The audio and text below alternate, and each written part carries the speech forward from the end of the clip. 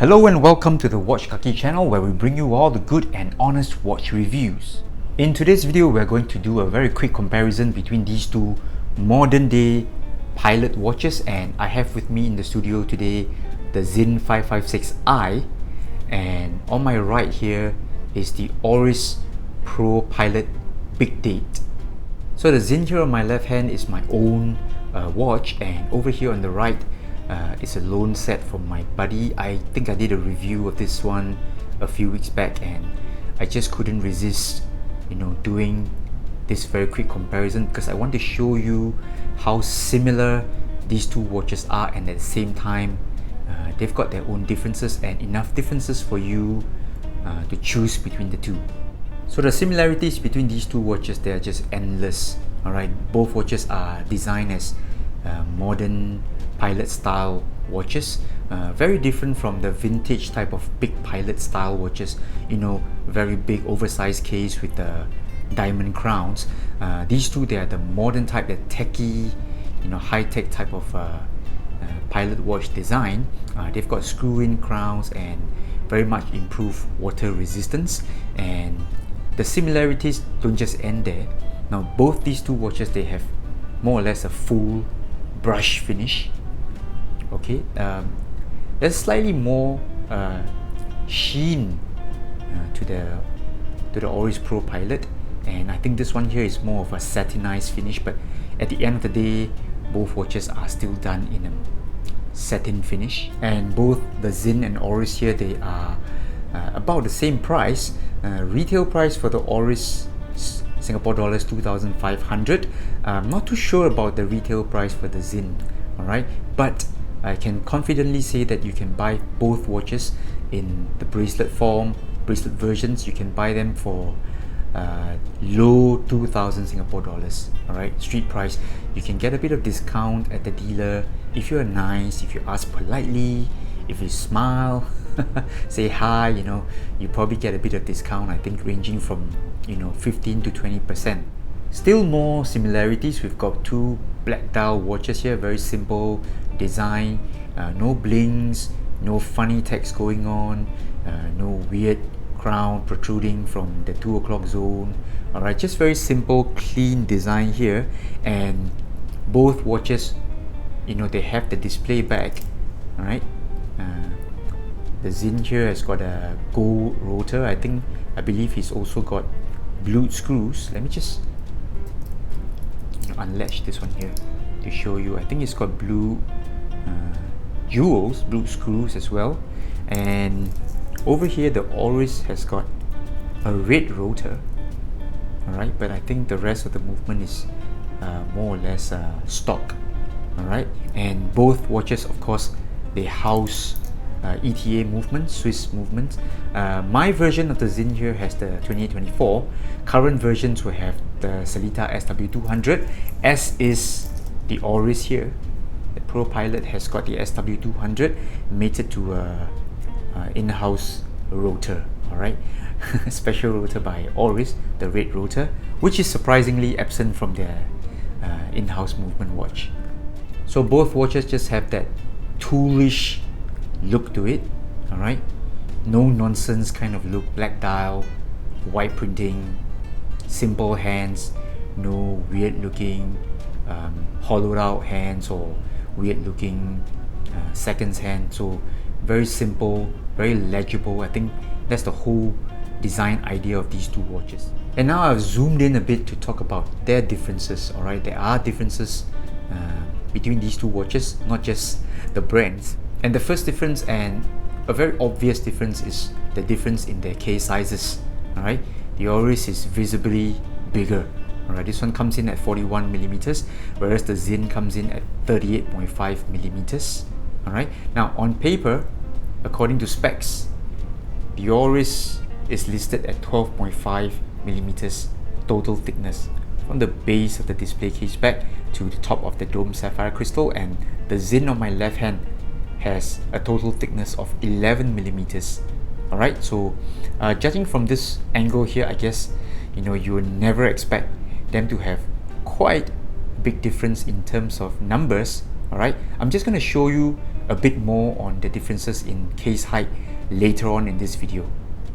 So another difference that can be found on these two watches are their crystals. Alright, the Sinn on my left here is got a flat sapphire crystal and it's got AR coating on both sides of the crystal. The Oris on the other hand is got a dome sapphire crystal. Okay, I'm not too sure whether the AR coating is done on both sides, and if I were to put both watches here, alright, you will know for sure that the Sinn has got the AR coatings done right, alright, because there is hardly any reflections. Alright, I can just tilt here and there. I apologize for the fingerprints, alright, but you can see for sure that there's very little reflection, whereas this one reflects like crazy due to the dome sapphire crystal. And lastly, perhaps one of the biggest differences between these two watches are found in their bracelets. Okay, I'll just bring it back a little bit for you to see the bracelets. Now, obviously the designs are different. Now, this one here is called the H-Link, the Sinn H-Link bracelet, because each link, you know, resembles the letter H. This one here is oysterish kind of look to it.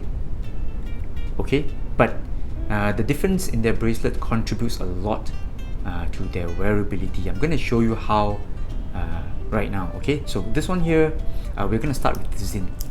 Okay, now the Sinn here has got a thicker bracelet. Alright, I measured with my calipers. This one is about 3.5 millimeters thickness. The Oris on the other hand has got a thickness, bracelet thickness of about 3.1 millimeters. Alright, so this one here really affects the wearability, and the tapering of their bracelets also affects wearability. Now this one here is 20 millimeters lug width, tapers down to 18 millimeters near the buckle. Alright, I didn't bother to measure how far it flares up. Alright, whereas here on the Oris it's a 20 millimeters tapering all the way down to 16. So this one here is really important. Okay, now I'm going to show you how different it wears, right? How differently they wear. So I'm going to strap on these watches. Okay, and here you can see that, you know, it has very little tapering. Okay, and also I'd like to highlight to you the difference in case design. Okay, so the Sinn has a higher case back, alright, a taller case back, thereby, you know, creating a bit of a gap here. Alright, it is not a lug overhang, but it's a lug gap due to the very tall case back. Okay, so if I remove the watch, alright, you will see that this is again it's a classic three-part design: mid case, case back, and bezel crystal. Alright, but the case back protrudes quite a bit. And now we're going to talk about the Oris. Okay, so again, you know, it's a three-part design, but the Oris doesn't show much of the case back, or rather the case back doesn't protrude up very much. Instead, it's got this curve on the mid case. Alright, it's got a curve here, so it's mainly mid case and bezel.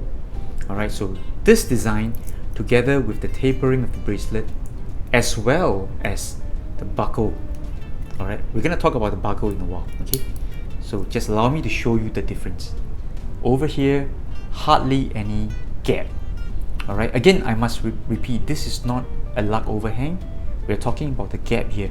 Alright, so the gap here doesn't exist too much because it's got a lower case back. Okay, so the mid case appears to sit closer to your wrist. It's like a, you know, a wrist hugging experience. Alright, now let's talk about the buckle. Alright, this buckle here, obviously it tapers, the bracelet tapers to about 16 millimeters here, and the buckle here is really slim. Alright, very nice, single pusher, very nicely done, easy to operate, it works so well. Okay, overall wearability of this Oris here is just, I would say, it's unrivaled. Okay, it is not a small watch, it is 41 millimeters. Alright, but it wears so well. Okay, on the other hand, I must say the Sinn's buckle is more or less a weak link. Okay, pardon the pun. Okay, so weak link. Okay, why do I say so? Because it's so bulky. All right, for a smaller watch, 38.5 millimeters case size, it's got a pretty bulky buckle. Take a look here. Okay, first it doesn't taper very much. It tapers to 18, and then I think it flares back to 20, 21 or what at the buckle, because it's such a fat and a chunky buckle here. All right, so it really affects wearability. So on the Oris, this buckle here, single pusher. All right, it looks, all right, for sure to be a milled buckle. All right, milled clasp or whatever you call it. The scissors are the same, it's solid milled, but the buckle here is just more fantastic. All right, nicely done, easy to wear.